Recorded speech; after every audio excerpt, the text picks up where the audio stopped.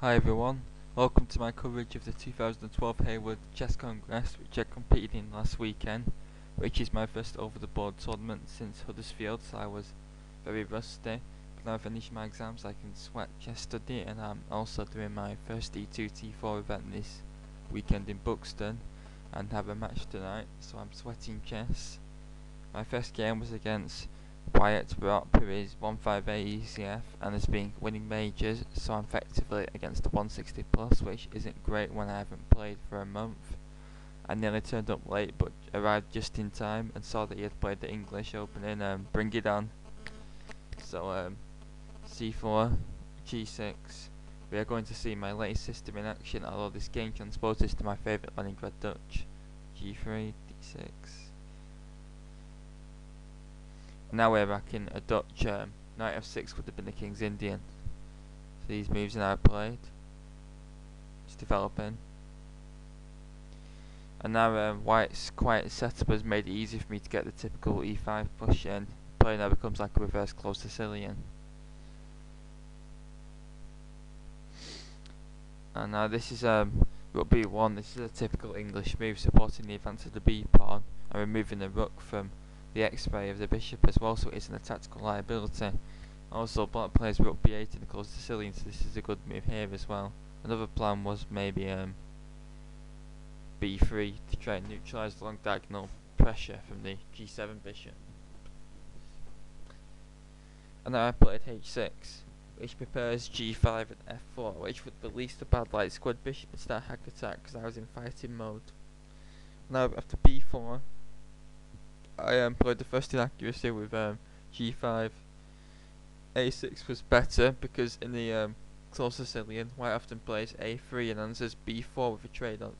So the rook is then developed, so A6 is a good move, but I had my eyes set on the White King. G5, no. White should have immediately gone. B5, Knight E7, takes, Queen B3. And White's queenside initiative is very fast and White is better here. We played A4. I played Queen E8, which is a typical Dutch move to hack and brings the black queen to an aggressive post on the king side, where it will also support a later bishop H3, which trades off the light squad bishops, thus removing a key defender and the white king. Queen B3, King H8. I did this move not because I was scared of C5 check, but because it can be nice to have the king tucked away in the corner, because I've lost so many blitz games to forks on D5, and I don't want my don't see anything happening in long play. So now he plays B5, Knight E7, and now Bishop B2.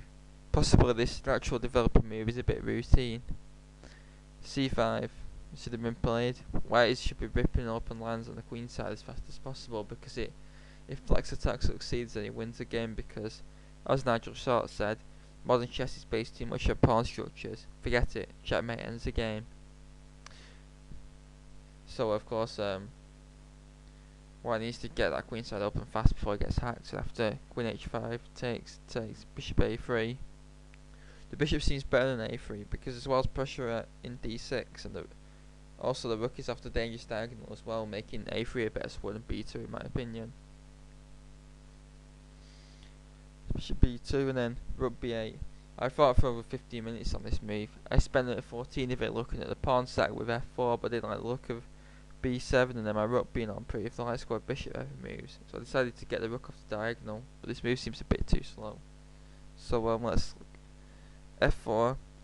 Now White could also play it safe with D takes E5, takes, and then take once, and then Rook B1, which keeps the king side solid, and White will also be better.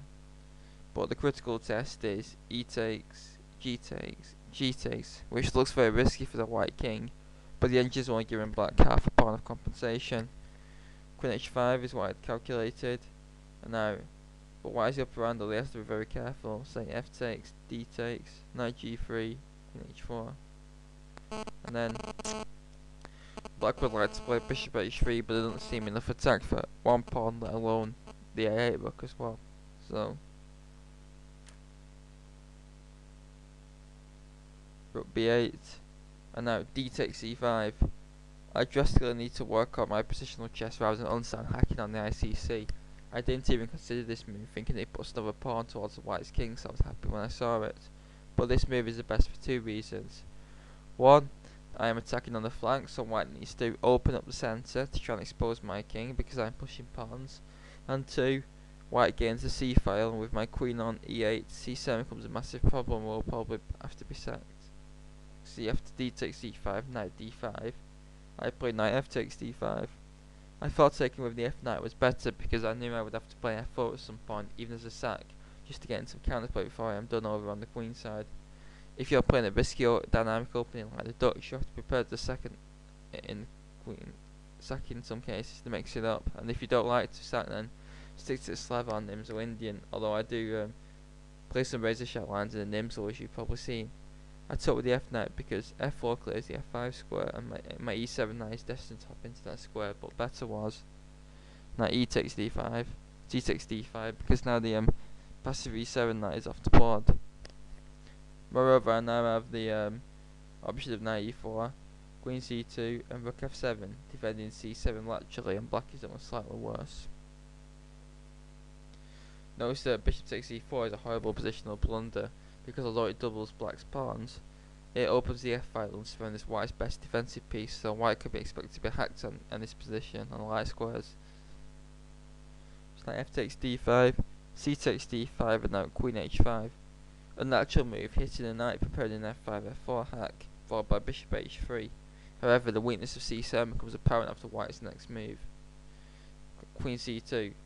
Although it seems that white can't take on c7 due to e2 knight then being hanging, my b8 rook and e7 knight get fought. My lack of development and poor piece coordination is brutally highlighted here. Now it is time to live by the sword and die by the sword in true hacker style. Now I play f4. It's now or never. The alternative is just to leave black a pawn down with a miserable position. And now he played g takes f4. Queen takes c7. Can white get away with this? f3 is what I'd calculated. Queen takes b8, and now f takes e2. I had seen f takes g2, rook fe1, and now bishop g4. But this is actually just bad. White can play queen takes b7, bishop takes e2, d6, knight moves, and then d7. And although the material situation is not too bad, d pawn is completely decisive. g2 pawn is a hindrance because if it wasn't there, then white would almost certainly be maced on the light squares. Better in this position would be queen f3, threatening mate on f2, and white is mated unless he plays the move knight f4. See, e takes f4, e takes f4, bishop takes b2, otherwise white trades with check, rook takes, knight takes, and then these moves. And black is losing a piece actually, so it can resign. So f takes g2 is no good, so you play f takes e2, and now white has a choice. If white moves the rook with rook fe1, then this allows black a vicious attack, which I also calculated, and I personally think my opponent bought queen takes c7 because he thought he had to move the rook, and then comes bishop h3, queen d6, bishop takes g2. Bishop is immune because white is if mated by this continuation.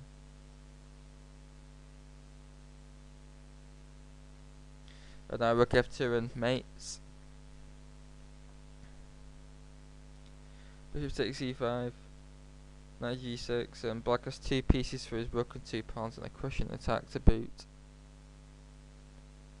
So white has to actually sack a rook with either bishop takes e5 is the best move, and then white bunches the rook, knight g6, bishop takes, king takes, queen takes a7, and white has 4 pawns for the piece, and black has very little attacking chances, so white has a clear edge here.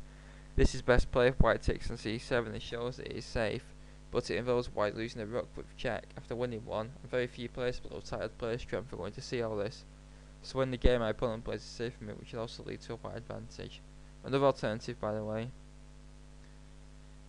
is f takes e2 is to play d6, trying to get this pawn through. Takes bishop h3, queen takes a7, and now if bishop takes g2, white has d takes e7, bishop takes f1, takes, and queen a8, which is winning for white. So white should actually play knight d5, queen c5, takes, check, h1 and h5, and the game is dynamically equal, with white having 3 pawns for peace and some dangerous pawns, but white has got his light squad bishop, thus enhancing black's attacking chances. But anyway, back to the game.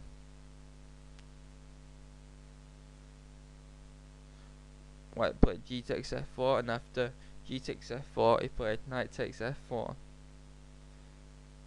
Better was queen takes c7, f3, knight g3, queen f7 and bishop h1, and white is a clear pawn up. So this temporary piece sack looks good, but let's black into the game as we're going to see. I took it, takes, queen takes c7 is the point. Black has to give the material back and white will be 2 pawns up, with black's king exposed as well. So the game gets very exciting if it wasn't exciting enough as it is. I played bishop h3. Better was f3. If queen takes e7 check, then rook f7, queen d6, f takes g2, rook fc1 and queen f3, and black is going to end the piece up 2 pawns up, as a drafty king's will have to be careful. Of course the rook's immune to queen takes f2 mate.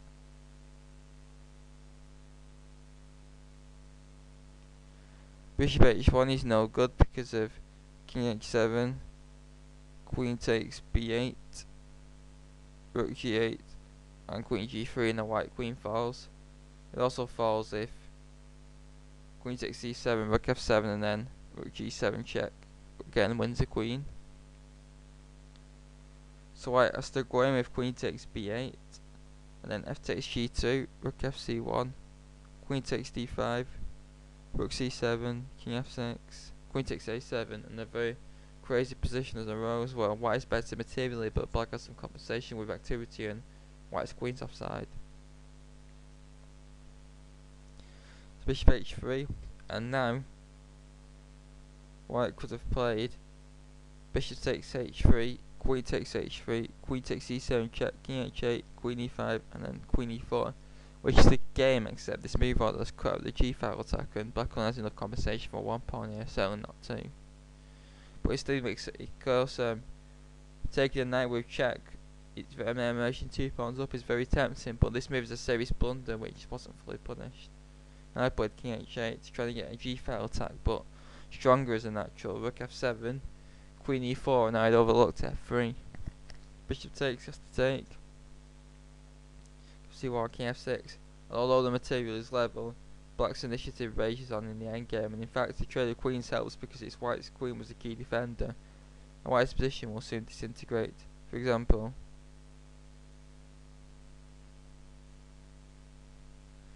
and then white is lost. And after king h8, white played bishop takes h3. He should have played f3 to stop me playing it myself. Rook b8, and then queen a3. If queen takes b7, then rook g8, and white's greedy offside queen, which is offside as Emil Heskey, costs him the game. Queen a3, rook g8, rook b2, f takes e3, rook e2, and queen takes d5. And black has won both his pawns back with interest, but it is still a game and there's no forced mate or win. Now, bishop takes h3 was played after 15 minutes fought, but it allows a forced mate. If you want to try and spot it, please stop the video now.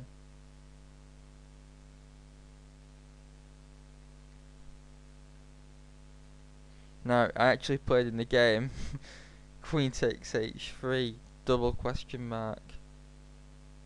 I thought this wins, but the fact I had not played for a month took its toll here, and I am sure that I would have seen this in a blitz game on the ICC.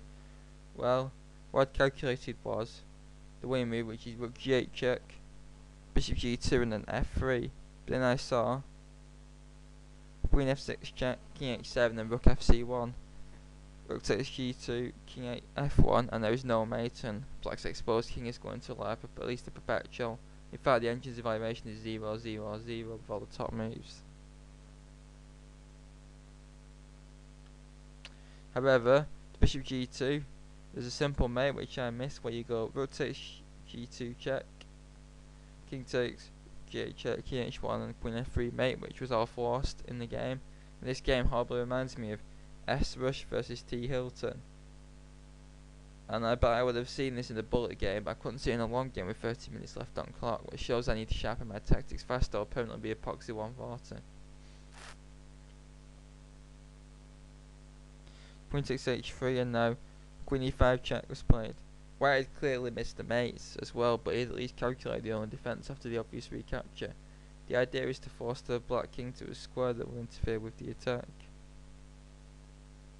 With Queen e4 straight away, then check Kh1 and Rook b8 wins the white queen because if it moves then white's made on f2 or g3. Check, and then another check, and now Rook f5. I discovered this move after the game as the worst move I'd ever played, although Queen takes h3 is probably that. This is actually the only move that retain chances for black. King h8, King h1, King8, check, check. It's better for white, just 2 pawns up. Okay, 5, and now he gets out of the g-file attack with King h1 and gets his own g-file attack starting, and now I played f3 with very little thought, although I actually saw the incredible results to keep the game alive for me, although I didn't play it, which sums the game up for me, seeing all the brilliant moves and bottling them and getting what I deserve as a result, i.e. a loss. Rook e8, double exclamation mark, and now if white takes it then the rook's on pins, so white is mated with check and mate. But of course white didn't have to take it, but the only move to actually stay alive is Queen g2, and then despite that being 2 pawns down, you should trade queens and check, takes here and then takes, with good drawing chances due to the weakness at e3 and better rook activity. But I played f3, and after rook g1 I knew I was stuffed now. White's king is completely safe, he is 2 pawns up and black's king is about to get it, and I nearly resigned in this position. With rook g8, takes, and now check. Again a bit routine. Queen e6, King h7, the rook g1 is terminal because the f5 rook is being pinned again, and this time to the queen, and black can't stop the mate threat in g8 and save the queen, so it is game over. The texter ever also easily wins. I blocked, and after takes. I thought this may be a draw because white's queen will be tied down stopping the mate threats, which this beloved pawn threatens, but I'd overlook the simple Queen e6 check. When you're 2 pawns up, swap pieces off, especially the queens, and the game is over now.